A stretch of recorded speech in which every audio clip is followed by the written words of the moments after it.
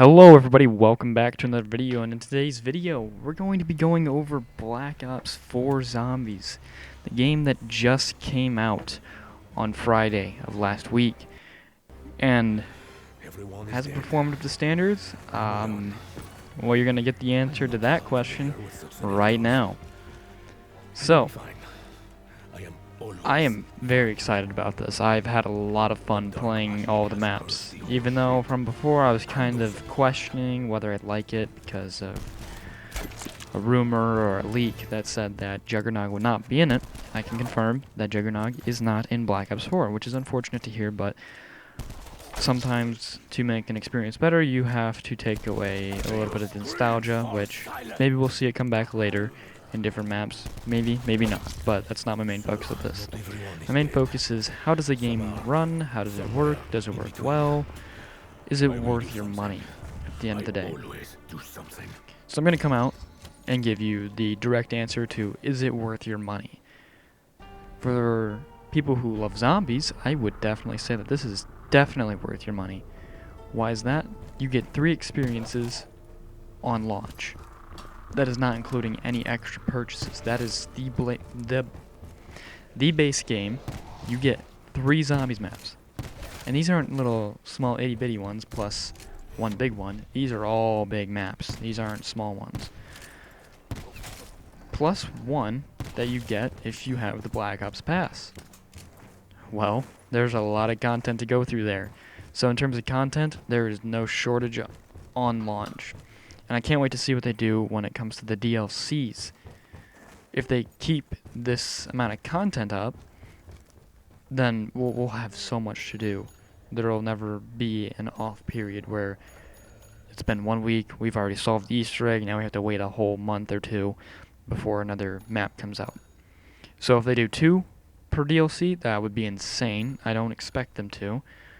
But if they don't, and it's just 1, we'll still have 8 zombie experiences by the end of this game's DLC season, which we know how that went for Black Ops 3, which there is an addition to the DLC season, which was Zombie Chronicles. So I don't know if we can necessarily expect that. It was just a lot of money. It was a huge success on Treyarch's part and on the part of Activision, so I'm going to probably go ahead and say that they'll probably do that again, just because of how much money is sitting there waiting. And there are plenty of maps that they can remake. They've already remade Classified, so that's already looking at. And they don't necessarily have to remake them, maybe more so a remaster. They have maps like Call of the Dead, maps that aren't within the kind of classic or original character storylines. So we could be seeing more of those, like maybe more of the transit crew maps, which, I mean, some people might not be as excited for that. But enough talking about futuristic things, let's talk about the experience of Black Ops 4 Zombies. So the changes that you get in this is you can now carry a specific amount of gobblegums instead of 5. You get 4 elixirs. They're not gobblegums anymore, so you probably won't be able to transfer your gobblegums or your liquid diviniums over anymore, because you now have different ways of attaining these elixirs, apart from what they were called liquid divinium. In Black Ops 3, they're now called, I don't exactly know, but they're little vials now. They're not like the vials of liquid divinium, they're more spherical on the bottom, and these also operate pretty similarly to how the liquid divinium vials work. So in terms of that system, you don't need it. I hardly use my elixirs at any point in time during my gameplays, just because I don't find them crucial to it. I find perks more crucial, and in fact, even at that point, I don't find perks extremely relevant to how the game actually works. So for the most part, it's a good system. It works well. It works well with what Black Ops 4 is. The system itself, I think, is pretty balanced at this point. In terms of guns against zombies, I think you probably couldn't ask for a better balance at this moment in time. Now, I will say that the dogs are a bit crazy when it comes to the maps that have those kind of elements on them. The dogs are a bit insane. But anyway, in terms of all the maps, do they function properly? Are they smooth? Yes, this gameplay on them is extremely smooth. And I'm not talking about like how it like actually runs. I'm talking about like the gameplay itself, like how you play the map. So for Voyage, pretty straightforward. You go from the front end to the back end, you get the artifact, and the rest of the map basically opens. And that's a large chunk of the map. This map's pretty large. It isn't small in any essence of what you might be thinking. It is a rather large map. There's nothing small about Voyage of Despair. Now 9, I haven't played it quite as much, but to fully understand how the system works, but 9 seems to have a very good system of running. You start off in the center of the map, and then you open the rest of the map up. There's plenty to open up. There is a lot to open up. In terms of bosses, they have many different bosses. You have different zombie types, and gas zombies. I think I've seen fire zombies. I think I've seen electric zombies. Oh yeah, and the tigers. Yeah, they yikes. Treyarch. I don't think the tiger is supposed to do 150 damage with one hit.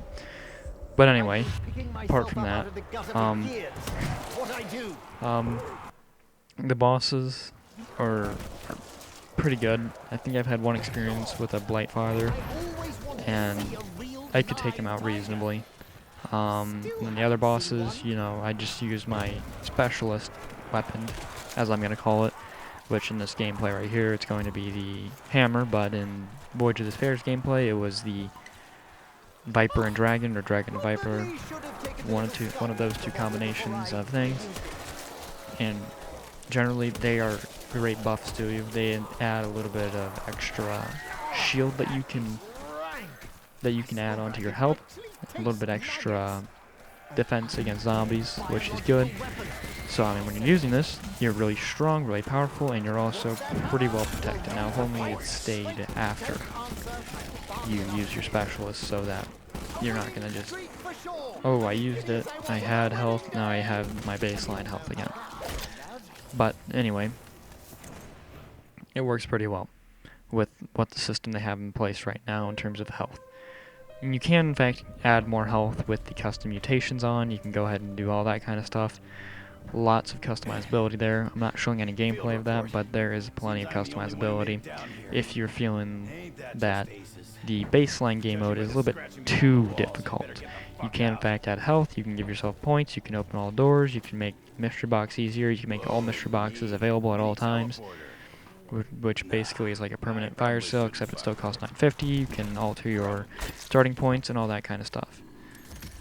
So, generally, there's a lot that you can do here. It's basically taking away a mod menu, but making a mod menu in the game. So, you have mods that you can add onto the games to basically alter your experience to whatever you'd like it to be. Feeling it's too hard, you can make it easier. Feeling it's too easy, you can make it more difficult. So in general, you have plenty of options to basically tailor your gameplay experience to whatever your personal needs are. Not necessarily needs, but personal wants are. So again, like I said, easier or harder, you can make it any way you'd like. So in terms of gameplay, there's plenty of gameplay. The maps look amazing. I mean, Blood of the Dead looks so much better than what Mob of the Dead looked like. And for obvious reasons, obviously, their next-gen availability, and also you can play it on computer, which, I mean, computer most of the time is going to look better than it is on console, so, and it's going to run a little bit better, but that's not necessarily true in all cases and fashions. I mean, potentially, ports can be bad, but anyway, for the most part, I think even the PC version of it works very well for what it is. I haven't experienced it on console. I don't know if I'm going to buy it on console. Probably not, just because I don't feel like double paying for it, because I feel like that's not necessary. I think if people really want to play with me, they should just play on PC, because one, you don't have to pay an upfront cost and stuff like that, but that's not the point of this video, is to explain which platform is better. Just to explain what the experience is like. So when it comes down to it, if you're a Zombies fan, again, this is very much so worth your money. I know for the most part, being a AAA game, and maybe Activision, being a little bit too crazy on the microtransactions, but for the most part, this is a very, very good, solid game. 4 experiences, one of those is paid. The other 3 come with the game. As soon as you pay for the game, you get those experiences. It runs very well. There are some instances where there are some glitches, and you'll run into some times where performance may take a hit to show some things, but I'm sure they'll be fixing these kind of things here in the future pretty soon. So in terms of how well the game runs, it still runs very, very well. There are just some things that I think that they can fix and that need to be fixed. And I'll show you one of these kind of things that I'm talking about at the end of the video. There's a funny clip that I have for you guys, if you guys want it, because again, I was playing and I saw this, I was just like, oh boy, this is not supposed to work like this. So, in terms of overall experience, I think anyone who likes zombies will enjoy it. I think people who don't even like zombies and have never played it, not necessarily not like zombies, but I've never played zombies before, I think this is very nice to you. There's a tutorial even. So if you're new to zombies and this is your first zombies game, there's a tutorial. You could be like me and just play the maps outright. Like when I got Black Ops 2 for the first time, just played Transit, that's how I learned. But luckily there actually is tutorial mode, so you won't have that experience that I did, where it's just, here's Transit, have fun. Worst zombies map that we've released. But anyway. So, I'll reiterate it again. This is worth your money. Absolutely. They'll be fixing the game. I can't wait to see what they're going to be adding in the DLCs.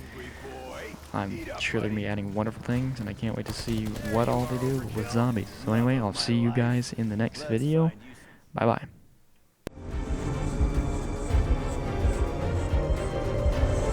I have no time for death.